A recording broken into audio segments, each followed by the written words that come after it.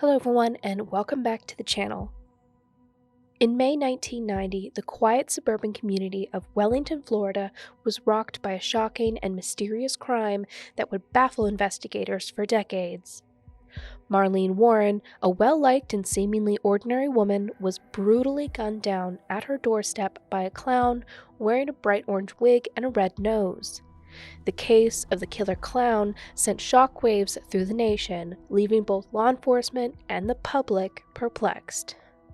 Let's get into it. It was a Saturday morning of Memorial Day weekend on May 26, 1990, when 40-year-old Marlene Warren was in her home in Wellington, Florida. She was having breakfast with her son, 21-year-old Joe Aarons, who was recovering from a broken leg. A few of his friends were also there, and they saw someone pulling up to the home. A bright-colored figure started towards the door. The clown knocked, and when Marlene opened the door, she was faced with a fully dressed clown, with the face paint, a red nose, and an orange wig looking back at her. The clown had a basket of carnations and 2 mylar balloons, one saying, "You're the greatest." Marlene said, "Oh, how nice," as she reached for the gifts the clown was handing over. Once the gifts left the clown's hands, that was when they reached into their pockets and pulled out a handgun. The clown then pointed the gun right at Marlene's face and pulled the trigger. Then the clown simply turned around and slowly walked away, leaving Marlene in the entryway. Joe, having witnessed it, jumped to his mother's side. He remembered looking around and calling out for something, but now he can't remember what he'd said. He saw the clown look back at him, and he remembered seeing brown eyes, though he couldn't identify the person behind the makeup. The clown then got into a white Chrysler LeBaron convertible before speeding off. Joe picked up the phone and called 911. He told the dispatcher that his mother had been shot and the address before he grabbed the car keys, and even with the cast, he attempted to chase down the clown. When he stopped being able to see the vehicle, he returned to his mother, and by that time, police and paramedics had arrived. Marlene was rushed to the hospital, where she stayed in a coma until she succumbed to her injuries 2 days later. Joe has said that he stayed with his mother in the hospital, begging her to stay with him, and that he loved her. A lot has changed in the Aero Club neighborhood in the 27 years since Marlene Warren was shot to death by someone who came to her door dressed as a clown. It was Memorial Day weekend. While neighbors have come and gone and new houses have been built, It's a very quiet place.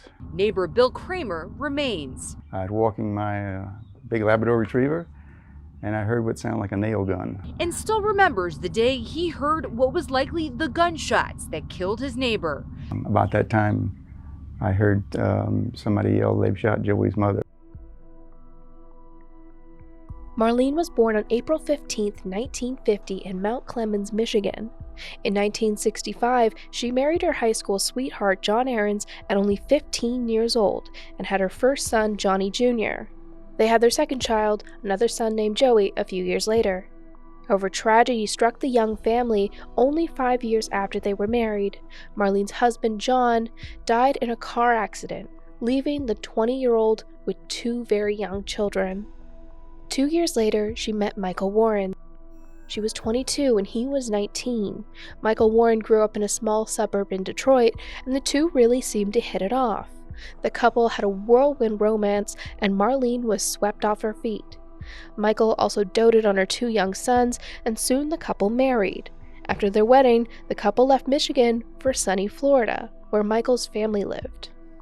Once in Florida, Michael became a meat factory inspector, but the couple had also started dabbling in the real estate business and began investing heavily in rental properties. Marlene had a wide range of interests. She was intelligent, she was good with the growing businesses, she was a devoted mother, and she loved art. She was a particularly skilled painter, and one of her favorite things to paint were clowns. Marlene mostly ran the property businesses by herself, and many of the properties were in her name. It had been going so well that in 1984, Michael was able to quit his job as an inspector and start his own company, a used car and rental dealership called Bargain Motors. Then they built their dream home on an acre of land in Wellington, an affluent and exclusive area of Florida. It was home to many celebrities who owned expansive properties to get away from the bustle of Miami or Fort Lauderdale. Its many gated communities boasted a private escape and the best that Florida had to offer. The population in the area boomed in the 1980s as luxury residential communities moved into the area. One such community was the Aero Club, and that was where Michael and Marlene Warren decided to build a home. It was well regarded as an extremely safe residential area. Many of the residents were families of wealthy Florida business owners, entrepreneurs, and working professionals. At the time, it was a kind of community where everyone knew everyone and ran similar social circles. It was a neighborhood that Marlene thrived in. She was involved in the community. She enjoyed going to parties in the country club. However, Michael Warren stuck out as a loner. Michael had kind of been known in the community as having a, quote, used car salesman personality, with many neighbors believing that he'd sell his own mother for a buck. He was described as extremely confident, but there had always been a vibe that he wasn't the kind of person that you could trust. There had also been a few incidents that concerned those who knew him. Michael had got really into flying. He got his pilot's license and bought a plane. But the plane was stolen and turned up crashed with an engine that had been tampered with. He also loved horse racing and would eventually start purchasing thoroughbred horses. But in another strange coincidence, his horses were also stolen and killed. The insurance payouts had been significant in both cases. Then Michael had a run-in with the law in 1983. At his used car dealership, he was busted for tampering with the odometers on the vehicles he sold. Michael pleaded guilty to the charge but avoided prison, only serving 18 months of probation. Once sentenced, he transferred the automotive business to Marlene in 1985. She was still the owner on paper when she died. The two were married for 20 years, but things had started to get rocky. Marlene's business was extremely successful, and her two sons were also involved in helping her out with the business. She had a net worth of $1.1 million, all on her own. Michael had also started to drift from the family, spending more and more time traveling, at the used car lot, and hanging out with his friends. Marlene had started making comments to her mother that things weren't really working out anymore. But the businesses would make a divorce complicated, with many of the family's assets being in Marlene's name. Then, in 1988, Marlene experienced a second horrific tragedy in her life. Her eldest son, John, died in a car accident. It was reported that he'd failed to stop at a stop sign and hit a car going through the intersection. The person in the other vehicle survived with minor injuries. Marlene launched a lawsuit with the city alleging that the stop sign her son had failed to stop at had been actually removed for construction and had not been replaced at the time of the accident. And that had contributed to the car accident that killed her son. Also, later that year, her younger son was arrested and put on probation for assault. Joey had been experiencing some difficulties following his brother's death. And it was after John's death that Mike and Marlene's marriage really started to deteriorate. The two began to fight constantly.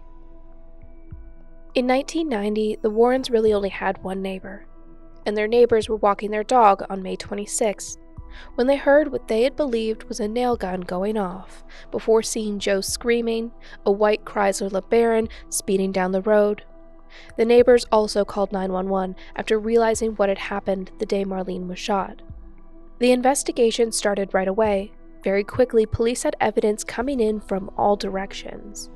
Joe had seen the clown but couldn't identify who it was. Joe had originally described the clown as having big hands and broad shoulders, so the media reported that it was a male suspect wearing a clown costume. Police would also find the LeBaron that they believed had been used in the murder abandoned on May 30th, parked at a Winn-Dixie grocery store parking lot. The white Chrysler LeBaron had been reported stolen on April 14th by Payless Car Rentals. A couple that's never been named in the media rented the vehicle from Payless Cars, and when they went to return the vehicle to Payless, they realized that they didn't have the address for drop-off. They checked the phone book for the company and saw an ad for what they believed was Payless Cars. When they called the number, the person gave them the address and told them to park it outside of the lot and leave the keys tucked under the windshield wiper. The couple did what the company said, but it felt weird. They returned to find the car missing. When they got in touch with Payless Car Rentals, they discovered that they had called the wrong rental company. The company they had left the car at was Bargain Motors, the company owned by the Warrens. The ad that they had responded to had been purposely made to deceptively look like it was the Payless company, when in fact, it was Michael's business number on the ad. Michael Warren would become a quick suspect for the police, but he had an alibi for the time of his wife's murder. He had been in a car with some of his racing friends on the way to some horse racing. His alibi meant that he couldn't have been the shooter, but police didn't rule him out completely. Throughout the investigation, the police discovered that Marlene had talked to her friends and family, and that she had expressed wanting to leave Michael because he was having an affair. She had told her mother that if anything happened to her, Michael was probably the one who did it. Her mother would explain that Marlene had even told her where to find money that she'd hidden in case anything happened. If the couple had divorced, it would have cost Michael considerably, with almost all of their assets being in Marlene's name. And with Michael having an airtight alibi, law enforcement still didn't know who pulled the trigger. Crime scene photos, funeral pictures, seized evidence, and aerial shots. These are just some of the images tied to a Wellington killer clown cold case murder made public for the first time. The photos show pictures of detectives searching a home on Takeoff Place, the same home where 40-year-old Marlene Warren was gunned down by a killer dressed in a clown costume. Detectives also wanted to know who was the other woman in Michael's life. Who was he having an affair with? Was an affair really happening? The police interviewed employees of the Warrens, family members, and colleagues. Only one name came up consistently: Sheila Keen, someone who worked closely with Bargain Motors. Sheila Keen, who was 27 in 1990, and her husband, 46-year-old Richard Keen, owned a car repossession business together. They often worked with the Warrens, repossessing vehicles when people hadn't managed to make their payments. Police interviewed Richard Keen first, who told them that he was estranged from his wife for years, and that he'd heard that she was having an affair with Michael Warren. Sheila and Michael were known to take long business lunches together, and their relationship had been an open secret at Bargain Motors. However, 2 weeks before the shooting, employees at Bargain Motors noticed an abrupt absence of Sheila's presence at the lot.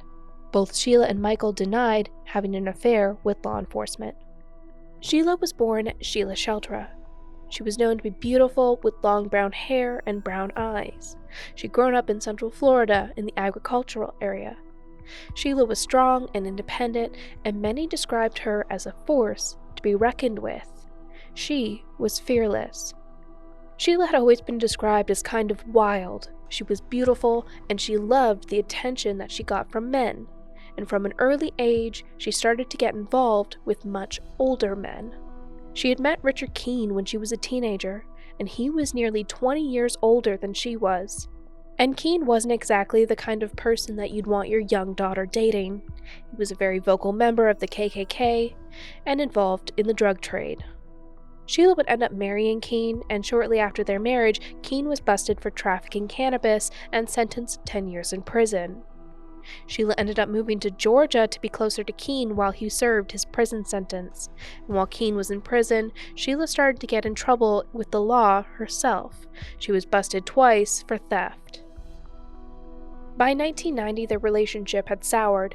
Sheila had accused Richard of domestic violence, and by May 1990, she hadn't been living with her husband, and police reported that she'd been living in an apartment that they discovered was being paid for by Michael Warren. Law enforcement started their investigation into Sheila Keen just days after the murder. A witness came forward saying that approximately 6 p.m. on May 24th, just days before the shooting, a woman with long brown hair came in and purchased a clown costume from their costume shop on South Dixie Highway. The woman also purchased an orange wig, a sponge nose, and makeup. The store employees remembered the woman asking for extra white makeup to get complete face coverage.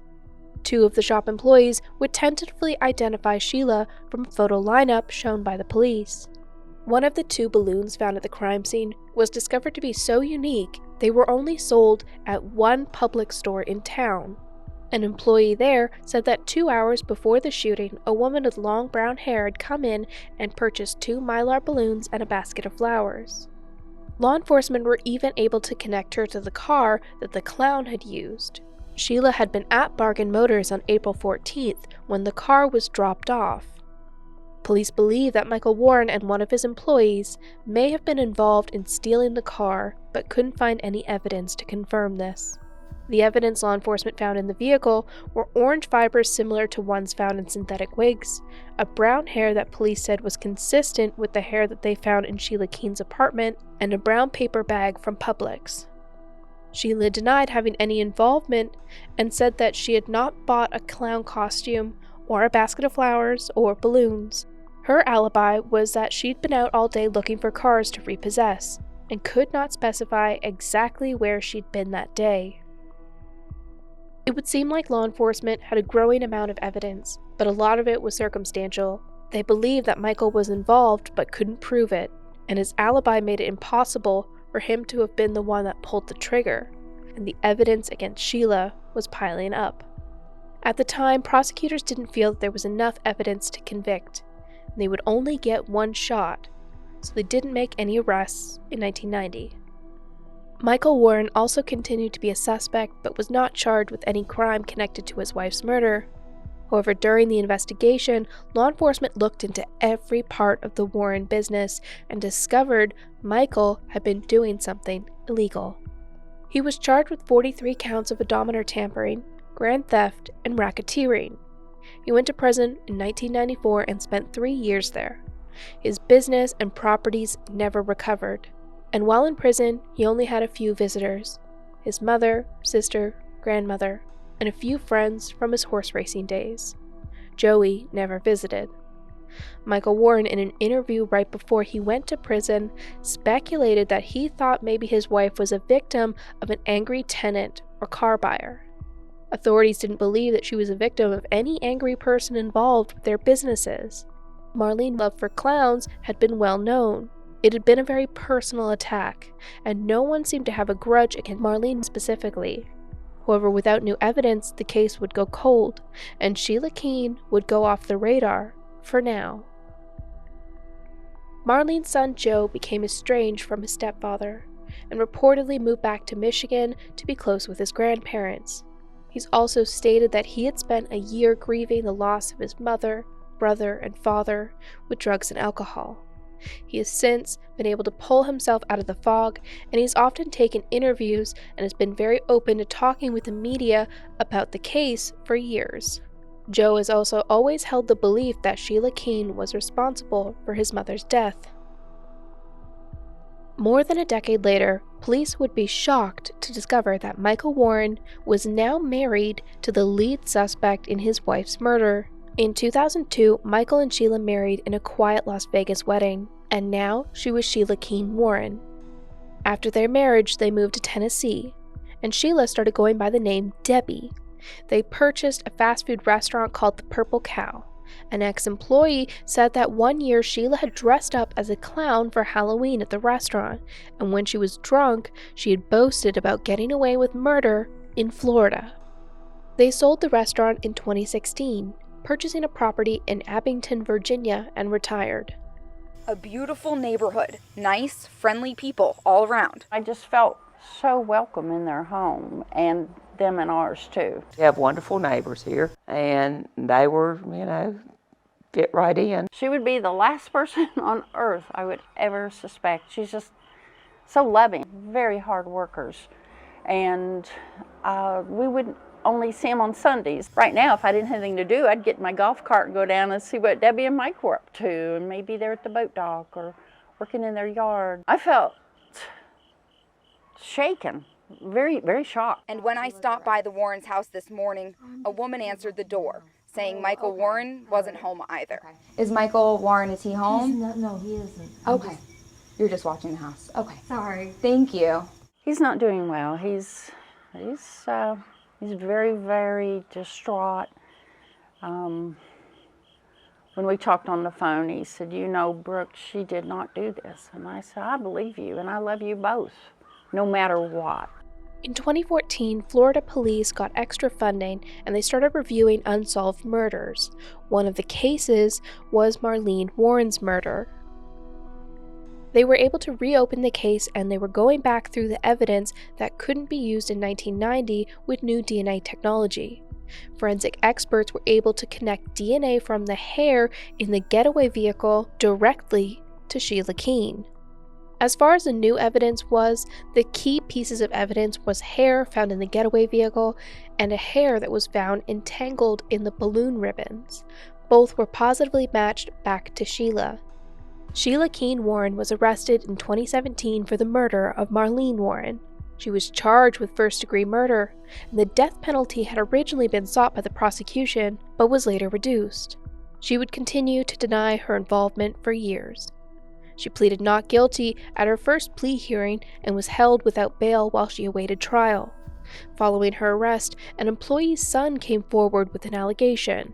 His father had proclaimed a deathbed confession for the purpose of being able to blackmail Michael of his involvement in helping Michael and Sheila cover up Marlene's murder, and he knew where the murder weapon was. Contact 5's Maris Badcock has been investigating this case for the last 6 months and spoke with a key witness who turned the case on its head. Maris? Detectives interviewed him in 1990 and again in 2014 when they reopened the case. But it wasn't until Sheila Keen Warren was arrested for Marlene Warren's murder last year that a man named John Moran Jr. says he finally told detectives what he knew. That included leading them to possible new evidence in the case. Have you ever heard of a deathbed confession? My father told me everything that happened before he died. In 1996, a dying auto mechanic shared a story with his 25-year-old son. I knew where the car was. I knew who planned it. I knew where the gun was at. John Moran Jr. says his dad shared secrets about a used car lot in West Palm Beach, where he says they both used to work, along with secrets about the owner, Mike Warren. Mike used to give my dad orders. As long as we were doing the dirty work, his hands were free. He claims odometer tampering and insurance fraud were part of the job. Records show Moran Jr. pled no contest to dealing in stolen property back in 2004. We would repo cars, we'd bring them out here to these cane fields, and we would make them disappear forever. But back in 1990, Moran Jr. says Mike Warren joked about getting rid of something else. Can't y'all make her disappear like y'all make them repo cars disappear? I took it as a joke. I mean, it was a once-a-week thing. Moran Jr. says his father had a secret. Come 1990, it was no longer a joke no more. About the murder of Mike Warren's wife. My father was directly involved, 100%. Marlene Warren's murder remains unsolved. The killer was dressed as a clown. The clown's an inside thing. Carrying balloons and flowers. Everybody in the office knew Marlene loved clowns. The clown pulled out a gun and then shot her twice in the face. The clown then made a clean getaway in a white Chrysler LeBaron. White LeBaron. The LeBaron was one of the cars. Found to have fibers in it consistent with the clown's wig. Police say it was stolen by Michael Warren. Are you guilty of I know I have to ask this. Not. Two prime suspects. Sheila Keen and Mike Warren. Sheila Keen. Michael Warren, who was married to the victim but is now married to the suspect.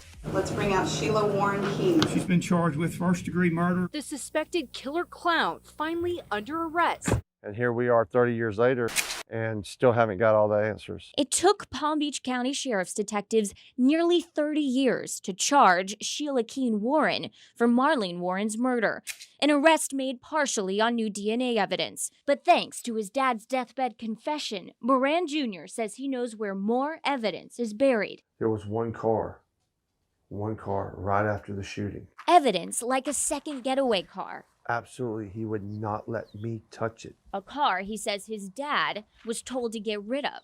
On his deathbed, he told me that car would get me anything I ever wanted from Mike Warren. Moran says about 2 to 3 weeks after the murder, he followed his father out to this bridge in the dead of night.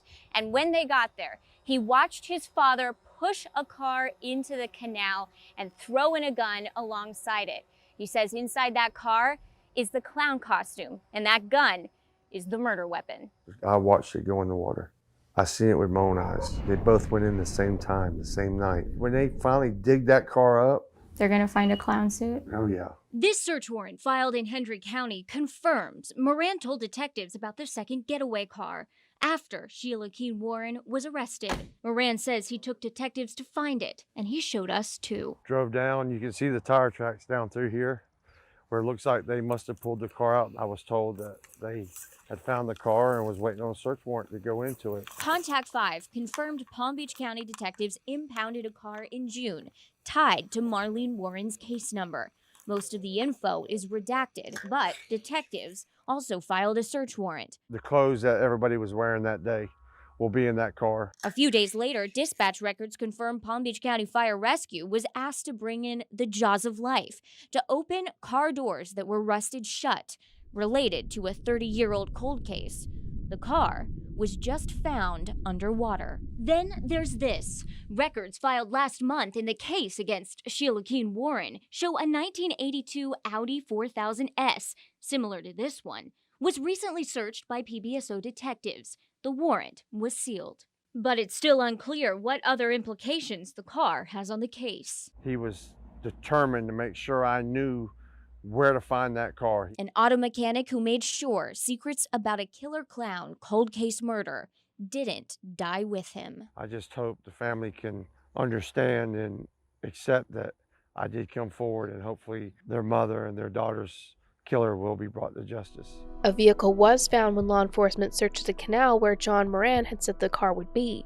The vehicle was searched, but nothing was found inside the vehicle that appeared to tie into the murder. Divers also searched for the gun, but it wasn't found. In 2017, Michael Warren, in an interview with the media, said that his now wife, Sheila Keen, had nothing to do with the death of his first wife and that Sheila was innocent. He's reported to be standing with his second wife and has continued to express his belief that she didn't kill Marlene Warren. There were multiple delays in getting a court date for Sheila. Many of the delays were due to COVID-19. Some delays were reported because of the difficulties with the evidence. Sheila Keen Warren, now 59 years old, was finally set to have her trial in May 2023. But in April 2023, just 2 weeks before her trial date was to start, she changed her previous plea of not guilty to guilty after a plea deal that allowed her to plead second-degree murder was brought forward by the prosecution. The plea deal was for 12 years, and with time served, she'd be looking at the possibility of being released by 2025, since Sheila had been in custody since 2017. Miss Keen Warren's innocent. You know, she's not, taking this plea because she committed this crime. She's taking this plea for the same reason that a lot of people do in our criminal justice system. She finally accepted responsibility and pleaded guilty to murdering Marlene Warren. It was long overdue. In 1990, second-degree murder sentences in the state of Florida could be drastically reduced with good behavior. Sheila has been reported to have been a model inmate since her arrest, so it is believed she will serve just over half of her sentence. Michael Warren has not seemed to have spoken to the press since 2017. Now in his 70s, he seems to still reside in Virginia and live a quiet life. No evidence of a recent comment on the guilty plea could be found. Police always believe that Michael may have played some role in his wife's death, but there was never any evidence that connected him to the crime. He was never arrested or charged with any crimes related to Marlene's murder. Marlene's son Joe was at the sentencing hearing via video conferencing. It was reported that he told the judge that he accepted the plea conditions. The only thing I want to say is, all through this trial, I didn't see any remorse. And that's all I have to say. What do you think of the outcome of this case? Do you think justice was served? Do you think Michael was involved? Let me know in that comment section down below. And if you see anything else you want me to cover next, let me know. But that's it for me. Thank you so much for being here and supporting what I do. I'll see you on the next video. Stay safe out there. Goodbye.